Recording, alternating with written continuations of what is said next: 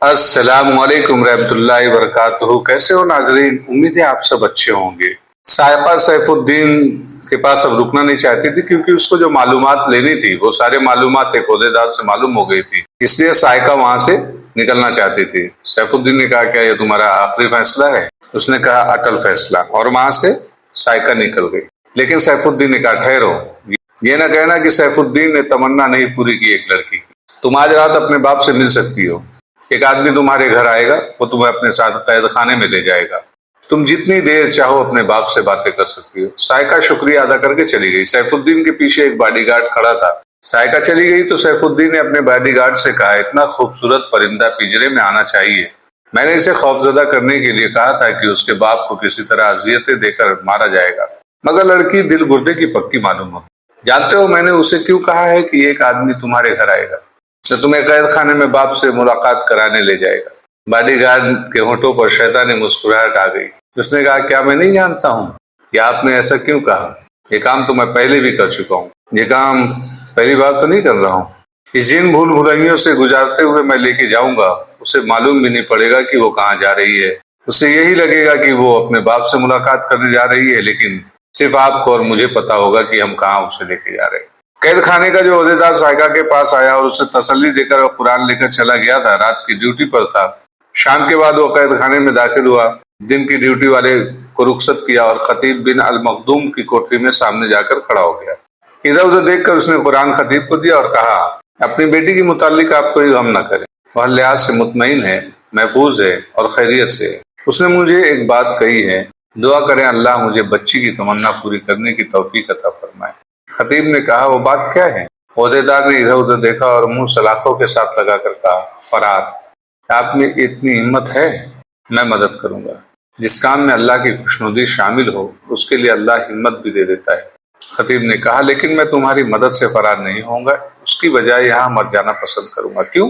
ओहदेदार ने हैरान होकर पूछा, क्या आप मुझे गुनहगार समझकर मेरी मदद कबूल नहीं करना चाहते? खतीब ने जवाब दिया, नहीं, मैं तुम्हारी मदद इसलिए कबूल नहीं करना चाहता कि तुम गुनहगार नहीं हो। मैं तो तुम्हारी मदद से यहाँ से निकल जाऊंगा। तुम यहाँ रह जाओगे और पकड़े जाओगे। मेरे जुर्म की और तुम्हारी नेकी की सजा तुम्हें मिलेगी, जो बहुत ही भयानक होगी। ओहदेदार ने कहा, मैं भी आपके साथ ही जाऊंगा। आपकी कल रात की बातों ने यहाँ से मेरा दिल उचाट कर दिया है। मैं सलाहुद्दीन अय्यूबी रहमतुल्लाह अलैह की फौज में जाऊंगा।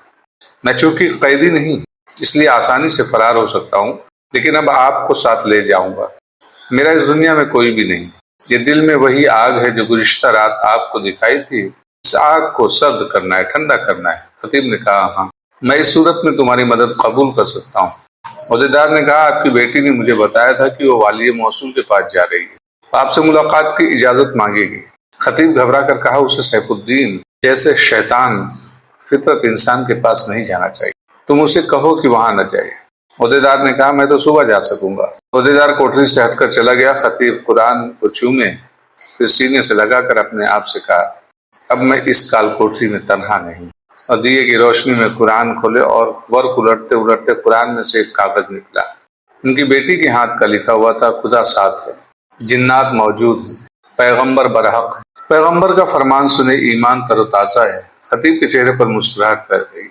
उसने कागज का ये टुकड़ा दिए के लौ पर रखा और जला डाला। वो पैगाम समझ गया। पैगंबर का मतलब ये था कि जो ओहदेदार है वो सच्चा है और जो कहे उसे मान लीजिए। जिस वक्त खतीब ये पैगाम जला रहे थे उस वक्त उनके घर के दरवाजे पर दस्तक हुई। साइका ने दरवाजा खोला। उनके हाथ में कंदील थी। बाहर जो आदमी खड़ा था उसे उसने पहचान लिया। वो सैफुद्दीन का बॉडीगार्ड था जो साइका की मुलाकात के वक्त वहां मौजूद था। उसने साइका से कहा कि वो उसे बाप की मुलाकात के लिए कैद खाने ले जाने आया है और वो उसे घर वापस भी लाएगा। साइका तैयार थी, चलने लगी तो बॉडीगार्ड ने साइका से कहा, आपके साथ सिर्फ खैर खैरियत और घर की बातें करने की इजाजत है। कोठरी के सलाखों से तुम्हें 3 कदम दूर खड़ा किया जाएगा। कोई ऐसी बात न करना जो वाली मौसूल गाजी सैफुद्दीन के वक़ार के खिलाफ। बॉडीगार्ड आगे आगे जा रहा था। साइका उससे 2-3 कदम पीछे थी। वो तो खामोशी से चले जा रहे थे। रात तारीख थी, अंधेरी थी। वो अंधेरे गलियारों में से गुजरते जा रहे थे। वो एक गली को मुड़े तो बॉडीगार्ड रुक गया। उसने पीछे देखा। साइका ने पूछा, क्या बात है? बॉडीगार्ड ने उससे पूछा, तुमने पीछे किसी के कदमों की आवाज सुनी क्या? साइका ने कहा, नहीं, मैं ही तुम्हारे पीछे पीछे आ रही हूँ। बॉडीगार्ड ने जेल लपका और आगे चल पड़ा। मैंने कोई आवाज सुनी। साइका ने पूछा, इतना डरने की क्या जरूरत है, कोई अगर पीछे से आता है तो आता रहे। बॉडीगार्ड ने कोई जवाब न दिया। ये गली खत्म हुई और यहाँ वहां से वो घुमाते हुए जा रहा था। उसके पीछे पीछे कोई एक साया आ रहा था। फिर वो रुक गया एक जगह पर। उसने कहा कि कोई तो आवाज सुनी है। साइका ने कहा, तुम्हारे कान बज रहे हैं क्योंकि ये रात की खामोशी है। उसने कहा, जंगली जानवर भी हो सकते हैं, तुम इन आटों से क्यों डरते हो? मैं तुम्हें जो बात कहने से झिझकता था वो अब कह देता हूँ, बॉडीगार्ड ने जवाब दिया। तुम बहुत ही खूबसूरत और जवान लड़की हो। तुम्हें अपनी कीमत का अंदाजा नहीं। तुम्हें किसी ने अगवा करके किसी अमीर हाकिम के पास बेच डाला तो माला माल हो जाएगा। तुम मेरी जिम्मेदारी में हो। किसी ने तुम्हें मुझसे छीन लिया तो वाली मौसूल मेरा सर तन से जुदा कर देगा। तुम मेरे साथ चलो, मेरे पीछे न रहो। साइका उसके साथ हो गई। कुछ आगे जाकर पगडंडी शुरू होती थी, वहां तक चले गए और पगडंडियों पर चलने लगे।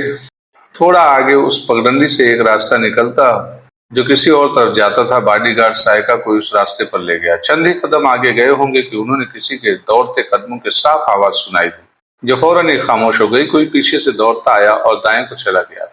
बॉडीगार्ड ने एक साया एक दरख्त के पीछे गायब होता हुआ देखा तो वो उसके पीछे दौड़ा, लेकिन वहां पर ढूंढा तो कुछ भी नजर न आया।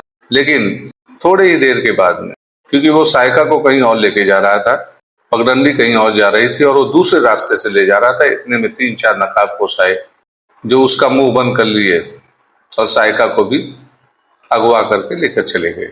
वो एक अंधेरी गली में चले गए और कुछ दूर जाकर एक तंग और तारीक मकान में दाखिल हो गए। ये सारे नकाबपोश थे। उन्होंने साइका को भी उठा लिया और उस बॉडीगार्ड को भी, और एक कमरे में लेके जाकर के कैद कर लिया। जब एक कमरे में साइका को ले गए तो साइका ने पूछा, उस नकाबपोश को पहचानती थी? उसने कहा कि मुझे पहले क्यों नहीं बताया कि आप लोग ऐसा करोगे? मैं तो ये समझती थी कि ये तुम नहीं हो, कोई डाकू है और मुझे सचमुच अगवा किया जा रहा है। दूसरे आदमी ने कहा, हमारे तरीके कुछ ऐसे ही होते हैं। क्या तुम्हें यकीन हो गया था कि वो मुझे कहीं और ले जा रहा था? साइका ने पूछा। ये यकीन तो हमें उसी वक्त हो गया था जब तुम उसके साथ घर से निकली थी। एक आदमी ने जवाब दिया, अगर वो तुम्हें वाकई कैद खाने में ले जा रहा था तो छोटा और सीधा रास्ता दूसरी तरफ था। वो खड़नालों के वीराने में तुम्हें ले गया और पगडंडी से हटकर एक और रास्ते पर चल पड़ा। हमें पुख्ता यकीन हो गया कि वो तुम्हें कहीं और ले जा रहा है। उसने कई बार तुम्हारे कदमों की आहट सुनी थी। साइका ने कहा, ऐसी बेहतियाती नहीं करनी चाहिए। अंधेरे में फासले का अंदाजा नहीं होता है ना। हम तुम दोनों के ताकुब में दूर नहीं थे, दूर तक नजर नहीं आता था, इसलिए तुम्हारे करीब रहना जरूरी था। साइका के चेहरे पर इत्मीनान था। वो बॉडीगार्ड के हाथों लापता और जलील और ख्वार होने से बाल बाल बच गई। दूसरे कमरे में बॉडीगार्ड को थैले से निकालकर उसके मुंह से कपड़ा निकाला गया। उसके सामने 3 नकाबपोश खड़े थे। उनकी तलवार उन्हीं नकाबपोशों के पास थी। उसने बड़े रुआब से नकाबपोशों से कहा, कौन हो तुम? मैं वाली मौसूल का खुसूसी मुहाफिज हूँ। तुम सबको सजाए मौत दिलाऊंगा, मुझे जाने दो। एक नकाबपोश ने कहा, वाली मौसूल की हिफाजत अब खुदा ही करे तो करे, तुम अपनी हिफाजत की फिक्र करो। उस लड़की को तुम कहाँ ले जा रहे थे? मुहाफिज ने कहा, कैद खाने में उसके बाप से मुलाकात कराने ले जा रहे थे। बॉडीगार्ड ने कहा, याद रखो, जिस लड़की को तुमने अगवा किया है उसे तुम हजम नहीं कर सकोगे। यह खतीब इब्न अल मखदूम की बेटी है और वाली मौसूल सैफुद्दीन ने अपना खुसूसी मुहाफिज उसके लिए भेजा था। इससे तुम अंदाजा कर सकते हो कि यह लड़की लापता हो गई तो वाली मौसूल शहर के घर घर की तलाशी लेगा। तुम शहर से निकल नहीं सकोगे। थोड़ी देर बाद गाजी सैफुद्दीन को पता चल जाएगा कि उसका मुहाफिज और खतीब की बेटी लापता है। शहर की नाकाबंदी फौरन कर दी जाएगी। लड़की कहाँ है? एक नकाबपोश ने कहा, सुनो दोस्त, लड़की यही है। उसे अगवा नहीं किया गया, उसे अगवा होने से बचाया गया है। जानते हैं कि वाली मौसूल सैफुद्दीन के लिए लड़की बहुत अहम है और वो उसकी तलाश में अपनी पूरी फौज लगा देगा, क्योंकि लड़की खूबसूरत और नौजवान है और उसका बाप कैद खाने में बंद है। वो सैफुद्दीन को धुतकार आई थी, फिर उसने लड़की को मुलाकात के लिए इजाजत दे दी थी। ये हम सब जानते हैं। तुमने उस लड़की पर जुल्म किया है, बॉडीगार्ड ने कहा। मैं उसे उसके बाप के पास ले जा रहा था, तुम उसे अगवा करके ले जा रहे थे। एक नकाबपोश ने तलवार की नोक उसके शहरक पर रखकर जरा सी दबाई तो वो पीछे को हटता हुआ दीवार में जा चिपका।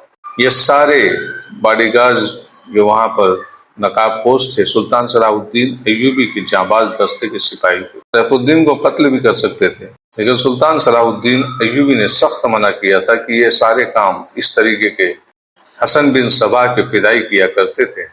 तुम नहीं ऐसा करोगे, इसलिए हमने तुम्हें कत्ल नहीं किया और सैफुद्दीन को भी अभी तक कत्ल नहीं किया। बॉडीगार्ड चौंक गया, तुम सलाहुद्दीन अय्यूबी के आदमी? हाँ, नकाब पोश ने जवाब दिया, हम जाबाज दस्ते के सिपाही हैं। बॉडीगार्ड के सैरक पर दबाई तो वो बिलबिला उठा। नकाब पोश ने कहा, तुम सैफुद्दीन की खुसूसी मुहाफिज और हर वक्त उसके साथ रहते हो।